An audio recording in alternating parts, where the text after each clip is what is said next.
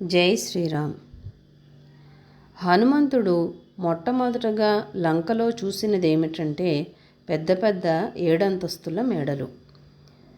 వాళ్ళకి ఎంత ఉందంటే బయట గోడలకే ఏకంగా ముత్యాలు, వజ్రాలు, మణులు, వైఢూర్యాలే అతికించేసుకున్నారు.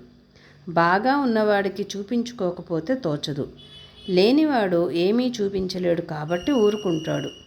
అందుకని వాళ్ళ సంపదని వీలైనంత కనబడేటట్లుగా ప్రదర్శన చేస్తున్నట్లుగా మొదటి చూపులోనే తెలిసింది. బాగా కండలు తిరిగిన వాళ్ళు ఇంటి ముందు కాపలాగా ఉన్నారుట. ఇది మొట్టమొదట మనిషికి ఉండే భయాన్ని తెలియచేస్తుంది. దానికి ఏర్పాటు చేసుకున్న రక్షణ అది చూశాడు.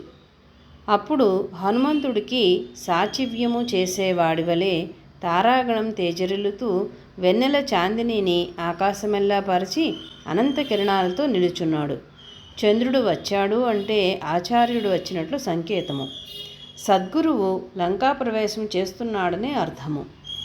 క్షీర మృణాల వర్ణముతో శంఖప్రభలతో ఉదయించుచున్న ఆ ప్రభువు తామరకొలనులో తెల్లని కాంతులతో విహరిస్తున్న హంసవలే కనిపించినాడు. పరిపూర్ణమైన ఆత్మవంతుడిని హంస అని పిలుస్తారు. పరమహంసలు హంసలు. హంస అంటే అతడే నేను అని తెలిసి హంసస్వరూపుడై జీవించేవాడు. దానికి మంత్రము సోహం.